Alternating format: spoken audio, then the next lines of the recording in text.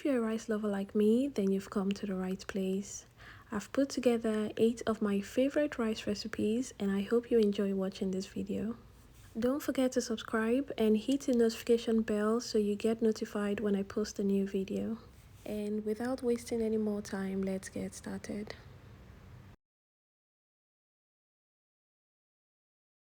The first rice dish we have is jambalaya. This is one of my favorite things to make. To make it, you're going to start by combining the spices. The spices we're going to use are onion powder, garlic powder, salt, paprika, and cayenne pepper for heat. Give this a good mix and then season your meat. Here I have some cut off chicken breast. I've added a little bit of the spices in there and I'm going to massage this into the chicken. You can also use chicken thighs as a substitute for chicken breast. Set this aside to marinate. Next, you're going to season the shrimp with the same spices. The shrimp has been peeled, washed, and deveined. Rub it in for about 1 minute to make sure the spices get in there. And just like the chicken, you're going to set this aside to marinate for a few minutes. Next, prepare the pepper mixture. The exact ingredients and measurements are going to be in the description box, so you can check that out if you need it. Blend this until smooth or roughly smooth and set this aside. Next, get a wide pan you're going to use to make the rice. Add a little vegetable oil or you can use any oil of your choice. Allow the oil heat up a bit, then add the chicken. You're going to pan fry this for about 5 to 10 minutes until the chicken is fully cooked. I'm using my caraway cookware for this. I'm using the saute pan. If you're interested in this cookware, I'm going to link it in the description box.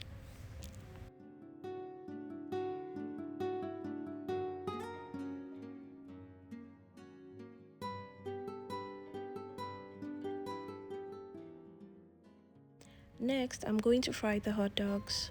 If you have sausages, that's perfect for this recipe. I didn't have any, so I settled for the closest thing, which is hot dogs. Fry this until brown. It should take about 5 to 8 minutes. Set this aside, and next we're going to fry the shrimp. After frying the chicken and the hot dogs or sausages, if you need more oil, you can certainly add that. Allow to heat up, then add the shrimp. I'm cooking the shrimp last because it has the strongest flavor and I don't want the chicken or hot dogs to taste like shrimp. Fry the shrimp for about 3 minutes on each side until it's pink and fully cooked. Using a fork on your non-stick cookware is not a good idea, so please don't do what I did. I couldn't find my regular toner, so I just used a fork, but I was really careful. Take the meat out and set it aside, and next we're going to get started with the rice. Add in more oil if needed. Allow the oil heat up for about 2 to 3 minutes before adding the onion and garlic. You're going to fry this for about 5 to 8 minutes until the onion is translucent. This is going to add lots of flavor and depth to the dish.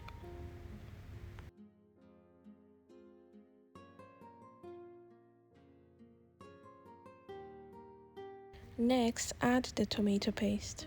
You're going to fry this for about 5 to 8 minutes. Frying the tomato paste is important because raw tomato paste is acidic and frying is going to help reduce that acidity. Fry the tomato paste until it looks like this. Next, I'm going to add the blended tomato. You can also use canned diced tomato for this, but fresh is always best. Add about a teaspoon of the spice mix from earlier. I'm also going to add dry thyme and chicken bouillon cube. Mix this and allow it fry for a few minutes.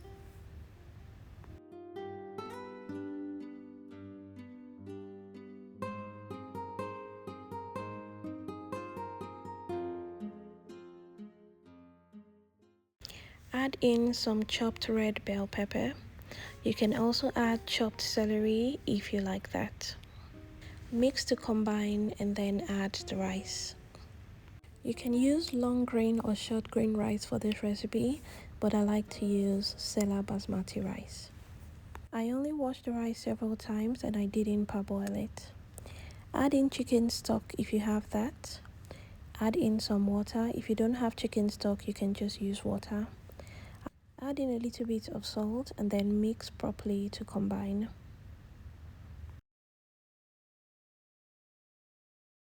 I'm going to cover this and allow to cook on low heat for about 30 minutes. It's very important to cook this on low heat so the rice doesn't burn. After about 30 minutes, the rice should be fully cooked. Add the fried chicken, shrimp, and hot dogs. Also add chopped spring onions or scallions for freshness and color. Mix to combine everything, and after that your jambalaya is ready. I'd really like to know which one of these 8 rice dishes is your favorite. So if you're voting for jambalaya, if you think jambalaya is the best of all 8, kindly comment this emoji.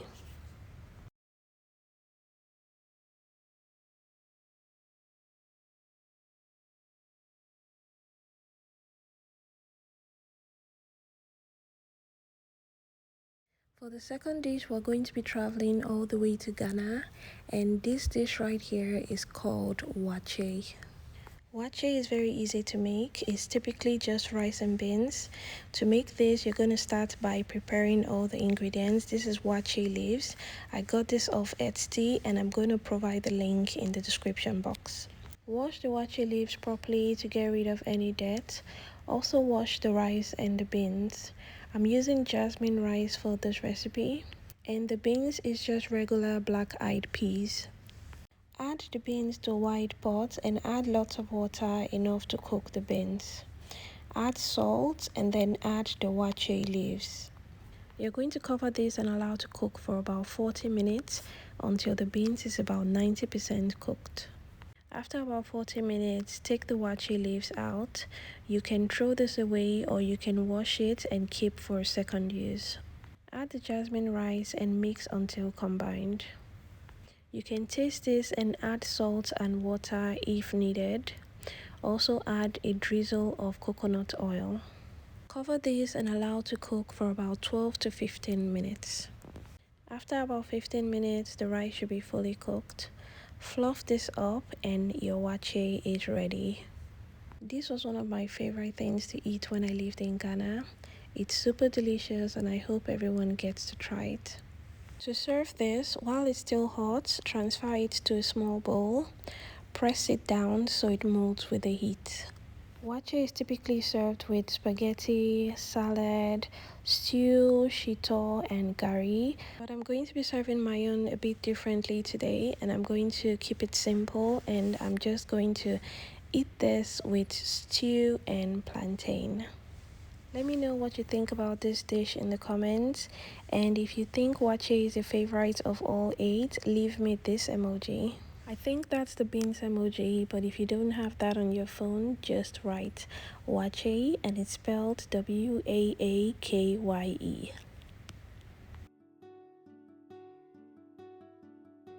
The third dish is a family favorite, and this is my dirty suya rice. This is also super simple to make with just a handful of ingredients, so let me show you how I make it.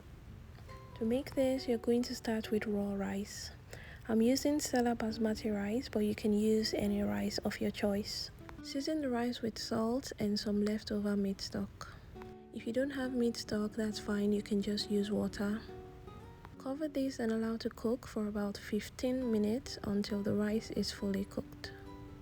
I'm using my favorite caraway pot for this, and I'm going to add the link in the description box, and you can save up to 10% of your order using my link. The rice is fully cooked. Fluff this up to allow the steam escape and set aside. To the bigger pot, I'm going to drizzle a little bit of vegetable oil. Allow it heat up, then add some chopped onions. Fry this for about 5 minutes until it's fragrant and the onions become translucent. Next, add the minced or ground beef. You can't have dirty rice without ground beef. I'm going to use the spoon to break this up. And then season this generously with salt, garlic, ginger, and onion powder. and some suya spice. Also add some paprika and pepper flakes for heat. Suya spice is a Nigerian spice made primarily from peanuts. You can find this at your local Nigerian store, or you can order this from Amazon. And if you can't find this, you can just leave it out. Fry the minced beef until it's no longer pink. Then add in some chopped tomatoes, bell peppers, and shredded cabbage. This dish was inspired by the popular Nigerian suya, so if you like suya, you're definitely going to love this one. Add a little bit of beef seasoning, and I'm going to stir fry this for about 2 to 3 minutes. This stir fry on its own was really good, so you can actually eat this by itself without adding the rice. Cover this and allow to cook for about 5 minutes just to let all the ingredients really come together. Finally, add the cooked rice, and after adding that, you're going to stir fry this for about 5 minutes until it's very well combined. This recipe is very kid friendly, and I hope you get to try it for yourself or for your loved ones. It's really a family favorite, and I know everyone would enjoy this. To make this dish even healthier, you can replace the rice with couscous or quinoa or even cauliflower. You can also add more shredded cabbage and shredded carrots to make it more veggie packed. You can also add some spring onion to make the dish more vibrant. Let me know what you think about this dish, and if you'd like to try it or if you already tried it. And if this is your favorite out of all 8, leave me this emoji.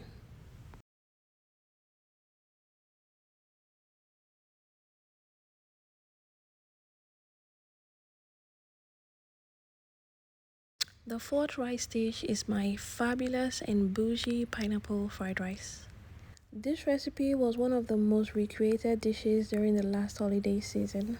I tried to make pineapple fried rice many times before this, and this recipe ended up being my favorite. To make this, of course, you need one large pineapple. I'm going to split the pineapple down the middle like this. Use a sharp knife to cut the pineapple like this. Cutting the pineapple like this is going to make it much easier to scoop out the pineapple.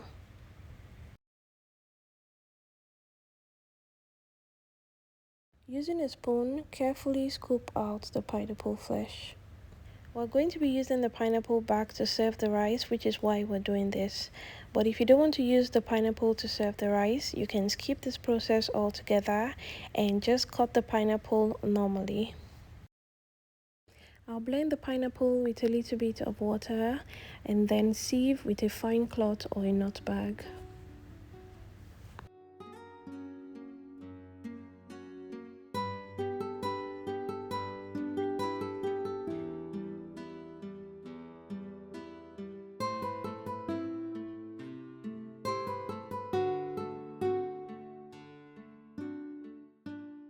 If you have a juicer, you can simply just juice the pineapple to make this process simpler. We're only going to be using a little bit of the pineapple juice for the rice, so save the rest for serving. Add the rice to a pot. Add a little bit of the pineapple juice, some chicken stock, and water. Also add a little bit of salt. Cover this and allow to cook for about 15 minutes. When the rice is cooked, mix it to release the steam. Cover this and set it aside. Next, prepare the veggies. For this recipe, I'll be using some carrots, some green beans, red bell peppers, green bell peppers, some scallions or green onions, and also scotch bonnet pepper to make it spicy. Next, heat up oil in a wide pan and add in seasoned shrimp. The shrimp was seasoned with garlic powder, onion powder, paprika, and salt. I'll put the exact recipe and measurement for each meal in the description box. Fry the shrimp for a few minutes until it's pink and crispy, then take it out.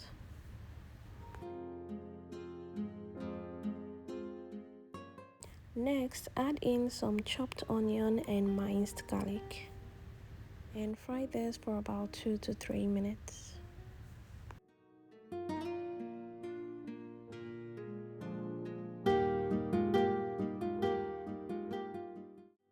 Next, add the veggies and the pepper.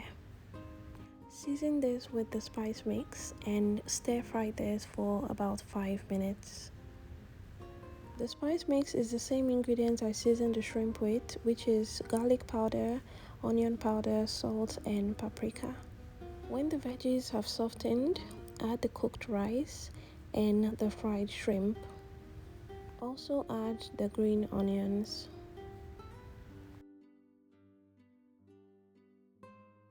Combine everything and, very importantly, stir fry this for at least 5 minutes.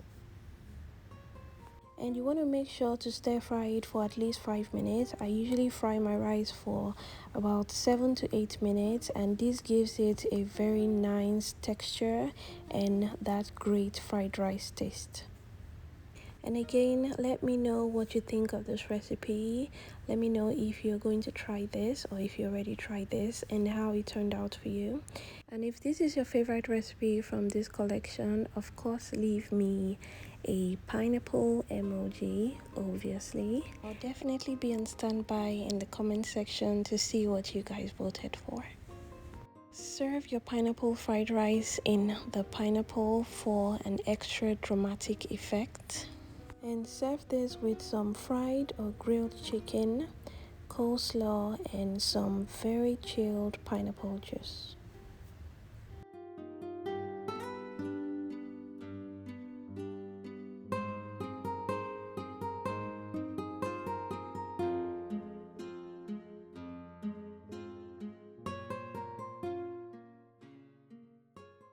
The fifth recipe in this collection is my everything coconut rice.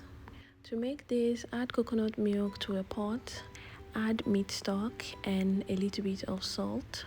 Add a little water and give this a good mix and bring this to a boil. Next, add the washed rice. I'm using Indian Gate Seller Basmati rice for this. If you're interested, I'll add some of my favorite rice brands to the end of the video so you can check that out. Cover and allow this cook for about 12 to 15 minutes until it's soft.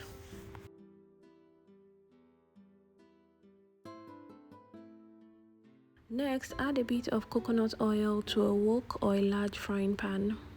Add some thinly cut beef and season this with salt, curry powder, seasoning powder, and garlic powder. Stir fry this for about 5 minutes and add some chicken chunks and try saying that 10 times. Some chicken chunks, some chicken chunks, some chicken chunks. Okay, stir fry this for another 5 minutes until the chicken is fully cooked and no longer pink. When it's done, remove the meat and then bring the pan back to the stove. Add in some chopped onions and minced garlic and ginger. Stir fry this for a few minutes, and after that we're going to add some roughly blended red bell pepper and scotch bonnet pepper or chili. We're going to fry this on high heat for about 5 to 8 minutes and season this with salt, some crushed beef seasoning cube and curry powder. You're going to stir fry this for an additional 5 to 10 minutes before adding the fried beef and chicken. I also added some previously frozen cooked shrimps. Stir fry this for a few minutes and add the veggies. I'm using only green and red bell peppers for this one. Stir fry this for an additional 1 to 2 minutes before adding the coconut rice. Add the cooked coconut rice and stir fry this for at least 10 minutes.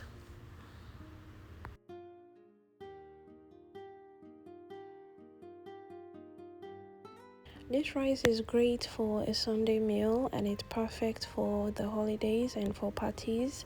Let me know if this is your favorite of the collection by leaving me a coconut emoji.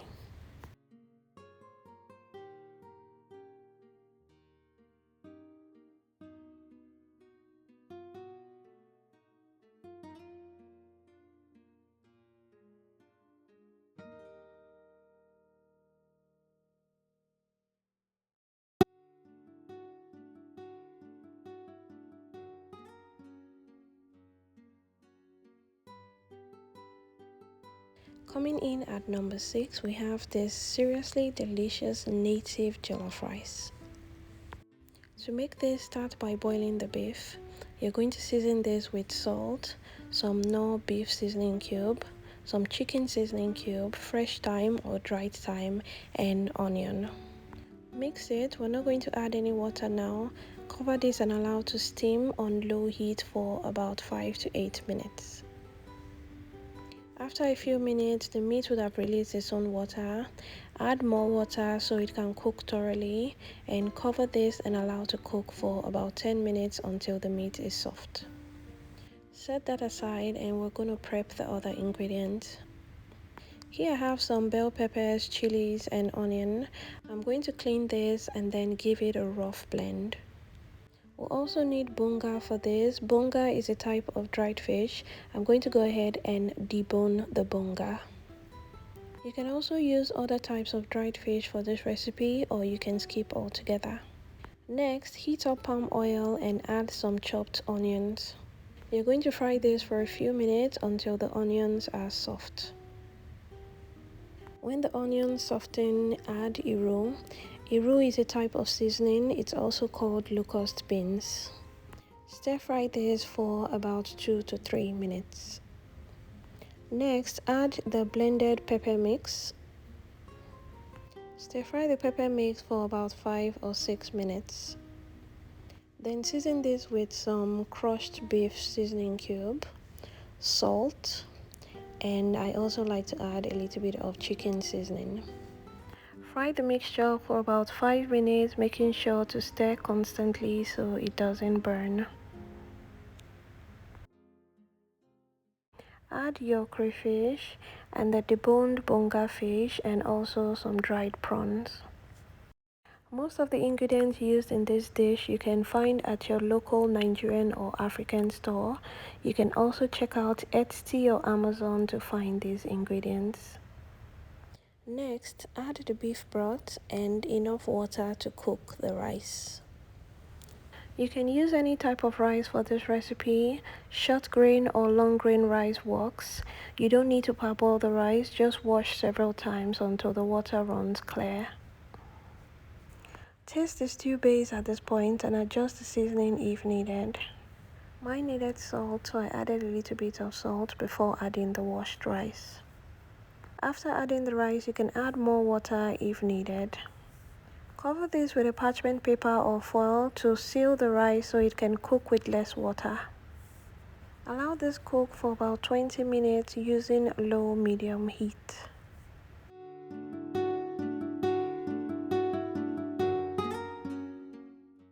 At this point, the rice should be cooked. Take off the foil and stir.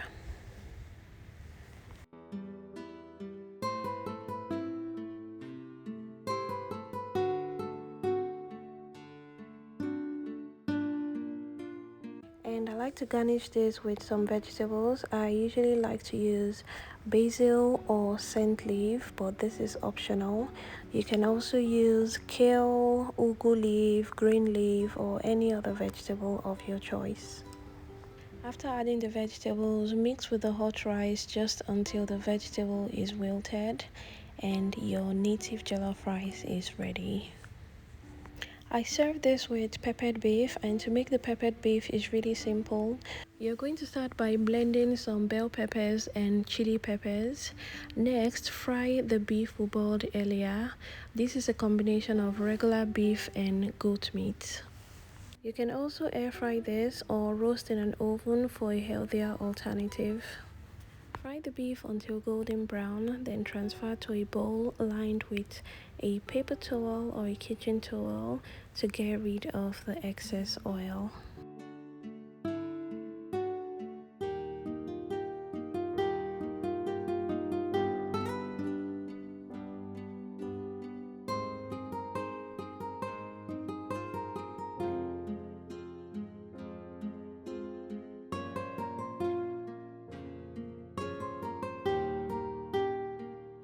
Next, reduce the oil from the pan before frying the pepper mix. Add the pepper mix, which is just a combination of bell peppers and spicy chili peppers or atarido. Season this with salt, seasoning cube, some fresh thyme if you have that, or you can use dried thyme. Fry for about 10 minutes. You know it's ready when the oil starts separating from the sauce. Next, add the fried beef and mix until everything comes together.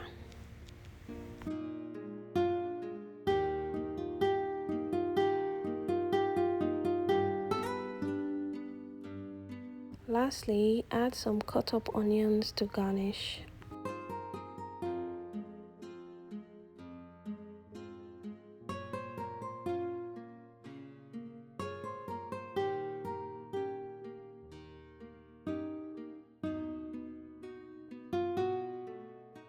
Add parsley flakes if you have any.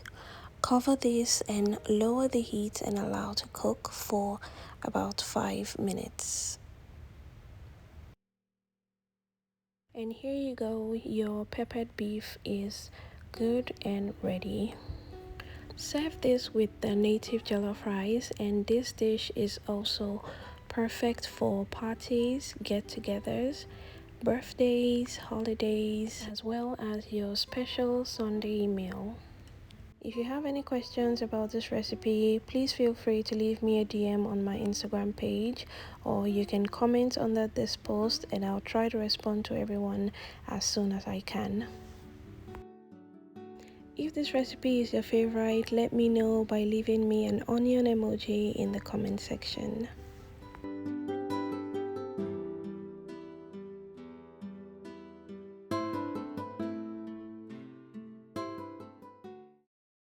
The seventh recipe in this collection is none other than my special spicy Asun fried rice. To make this, you're going to start by cooking the goat meat. Season the meat with onion, salt, beef and chicken seasoning, some curry and thyme. Add a little bit of water, give it a good mix, then cover this and allow to cook for about 40 minutes. The goat meat I'm using is really hard, so it needs a lot of time to cook. If you're using the softer kind, you can cook that for a shorter period of time. You can also use regular beef as a substitute for the goat meat. After about 40 minutes, the goat meat should be almost fully cooked. I'm going to take this out and transfer to a sieve. Separate the meat from the stock, then return the pot back to the stove. Add the meat stock back in the pot. Add a little bit of water. Then add the washed rice.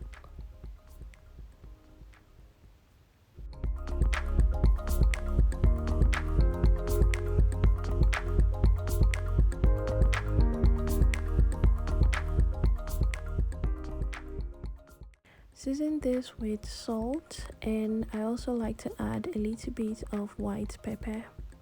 If you don't have white pepper, of course you can leave that out. Give this a quick mix and cover and allow to cook for about 15 minutes. When the rice is cooked, fluff the rice to release the steam so the rice doesn't continue cooking. Set this aside and get started on the other ingredients. I'm going to chop the meat into bite-sized pieces like this.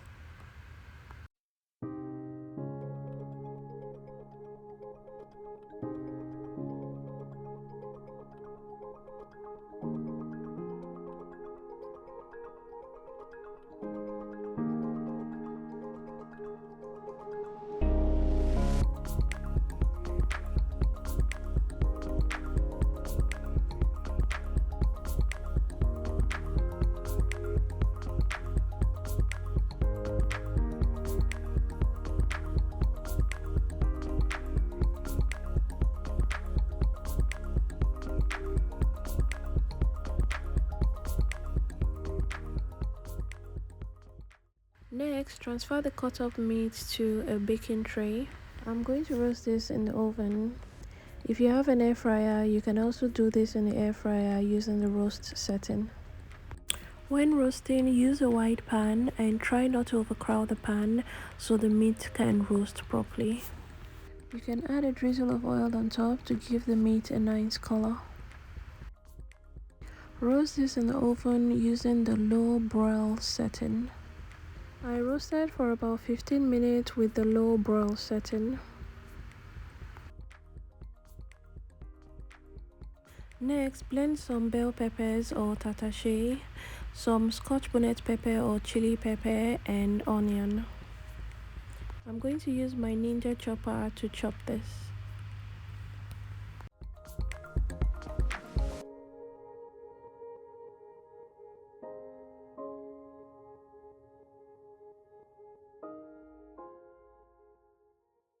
After chopping, heat up a little oil and add the chopped pepper and onion mix and fry this for about 5 minutes.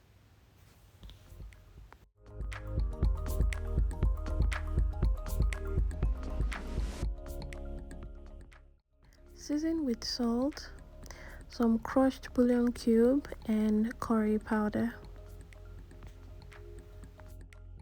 Give this one more mix and stir fry for an additional 2 to 3 minutes. Next, add the roasted goat meat. Next, add some freshly chopped bell peppers and onions.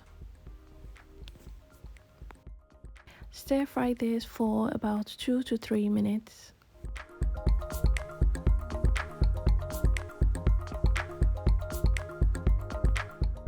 You can also add some freshly chopped scotch bonnet peppers if you like your food spicy like me.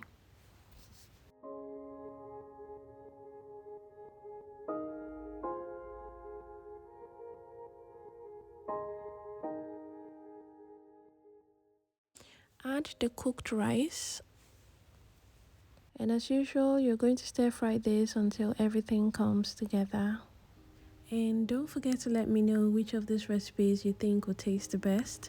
If this is your favorite out of all of them, let me know by dropping this emoji in the comment section.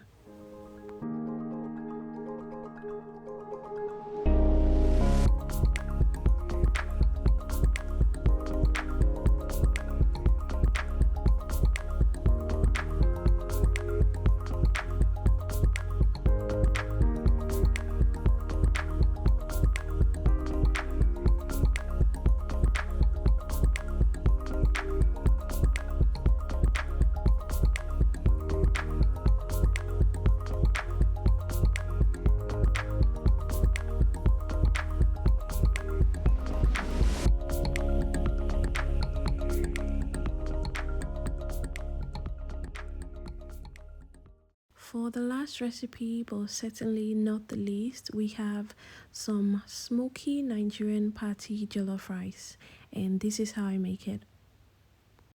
One of the main ingredients of jollof rice, especially good jollof rice, is a really rich meat broth. And I'm going to get my meat broth by boiling the meat first.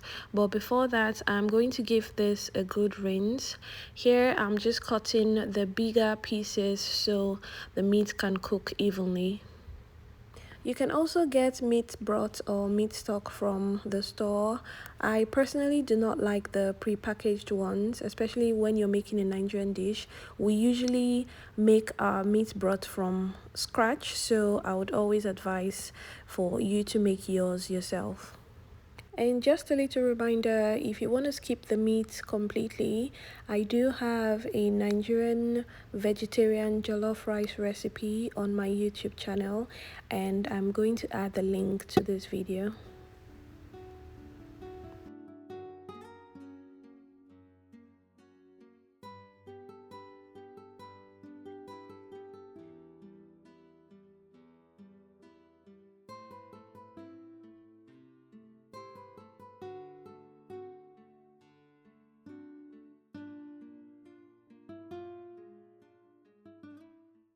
Now that's done, I'm going to prep the ingredients I'll be boiling the meat with. I'm going to be using a full onion. Part of the onion I'll use to boil the meat, and the other part I'm going to use for the main dish.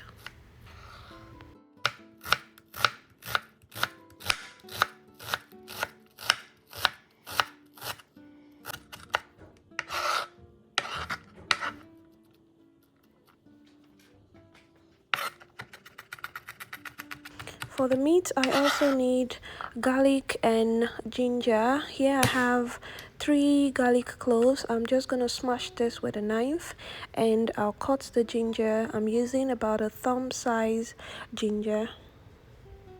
Transfer your meat to the pot and I'm going to season this with part of the onion sliced, the garlic and the ginger. I'll also season with dried thyme, curry powder, salt, and the chicken bouillon cubes. I'll give this a good mix. I won't be adding any water at this point because I want the chicken to simmer in its juices, and there was a little bit of water left from washing the meat. So I'll cover this, allow to simmer on low heat for about 10 minutes.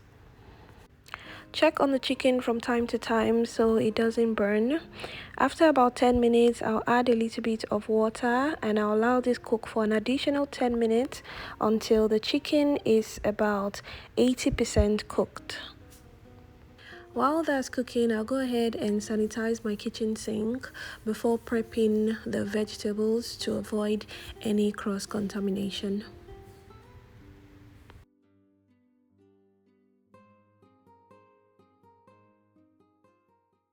Next, I'll start prepping the stew base. For this, I'm going to be using 2 large bell peppers. If your bell peppers aren't as large, you can make it 3 or even 4. I'm going to be using some tomatoes and 1 habanero pepper. I find that the American habanero pepper is very spicy in comparison to Nigerian atarido, so I only use 1 of this.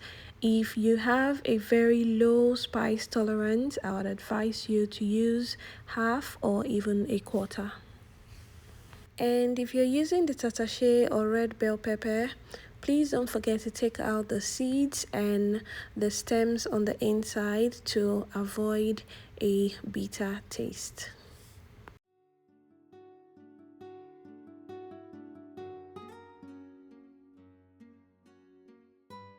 I'm going to go ahead and transfer this to the blender. I always add my tomato first when blending because it has the most water quantity, so I can blend this easily with little or no water added. I'll blend this until completely smooth.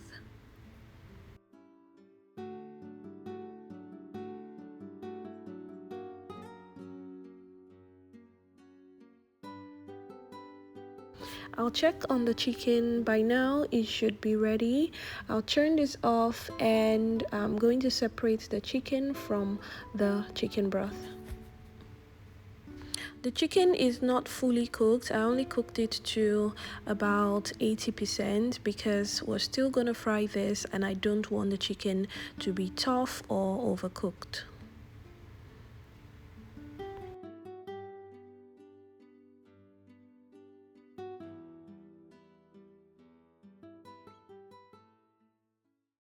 Next, I'm going to filter the chicken broth just to remove the big chunks of ginger and any bone from the chicken that may have fallen off while cooking.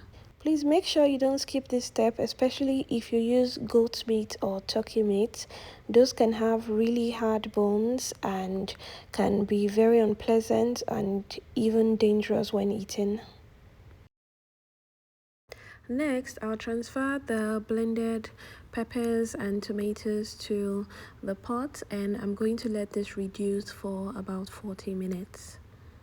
After transferring your pepper mix to the pot, do not stir or mix. Stirring the mixture at any point is most likely going to make it start to splash, which can be very messy.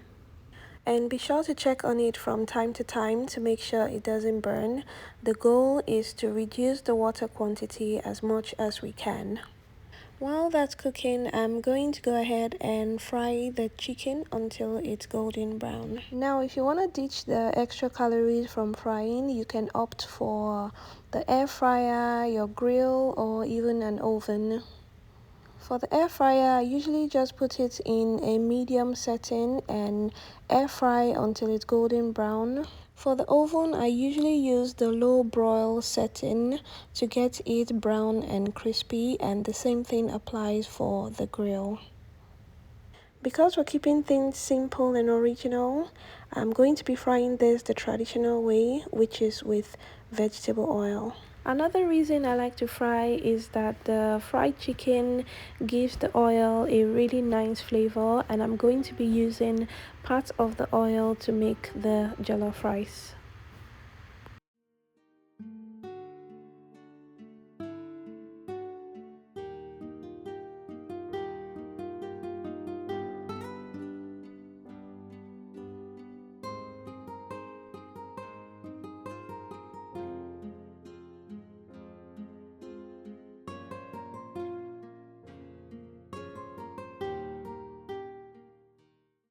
After frying the first batch, wait for about 1 to 2 minutes for the oil to get back to the right temperature before frying the second batch. This really helps prevent the chicken from being too oily.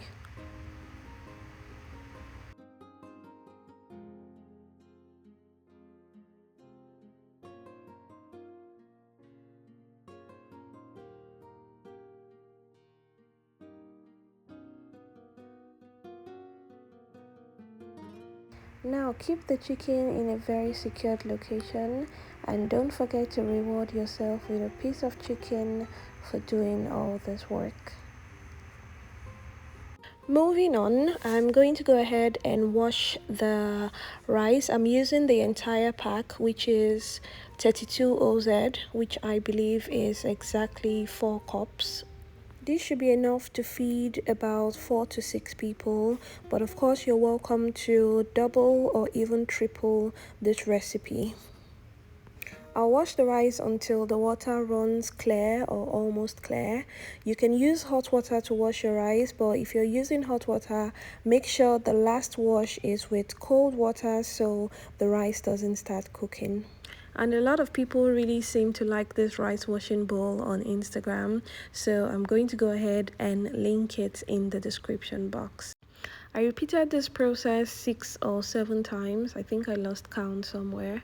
So now I'm just gonna drain it and I'll leave it here while I get started on the cooking. Checking on the pepper blend, all the water is almost out. It doesn't have to be completely dry. I'm just gonna take this off and set it aside. Now we have all the components for the jollof prepped and ready to go. Let's make it. I'm going to use part of the oil I used in frying the meat. This is about a 1/4 cup. You can use less. I'll add the leftover chopped onion and I'm going to fry this for about 2 to 3 minutes. Next, I'll add the tomato paste. I'm using 1 can of tomato paste and I am going to fry this for 7 to 8 minutes. It's very important to fry your tomato paste really well to get rid of the raw taste and also to give your dish that depth of flavor. The tomato paste can burn really fast, so make sure you pay attention to it and you're stirring it from time to time so it doesn't burn.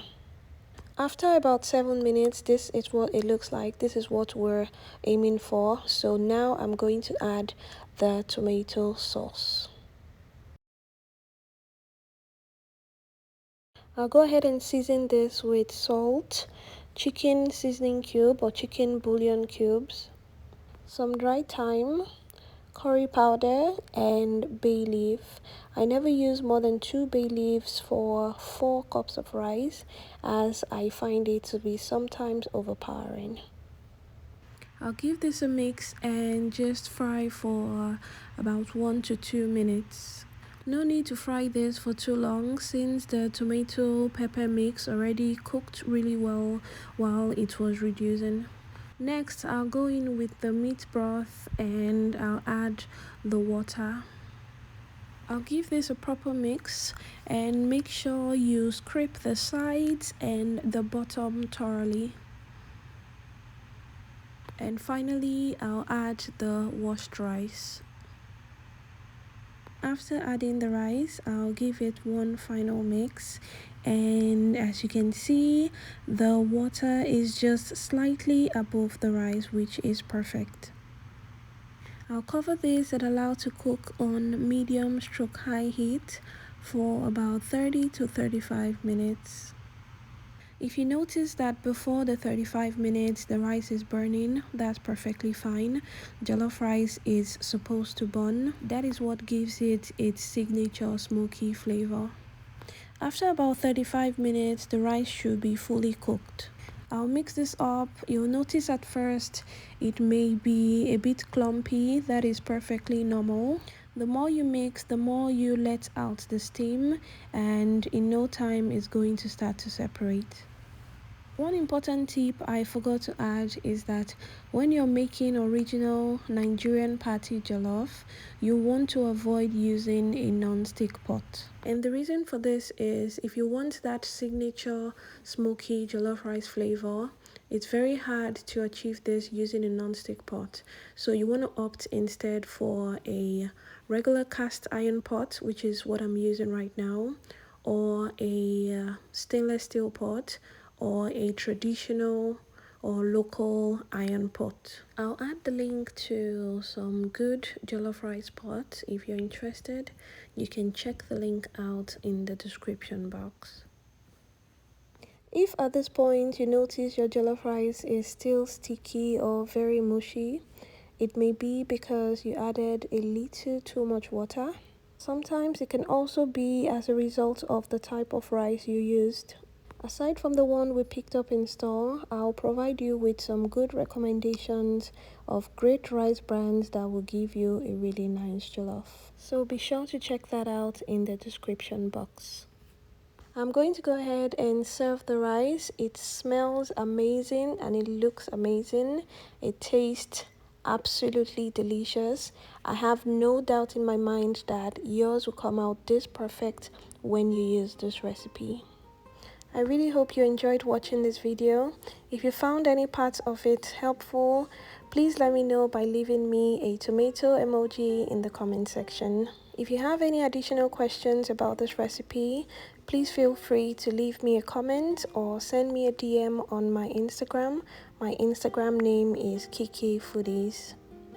I'm going to enjoy this the original way, which is with fried plantains and chicken. Thanks for watching. Please subscribe to my YouTube channel if you haven't done so already. And if you have, thank you so much for subscribing, and I'll see you in the next one.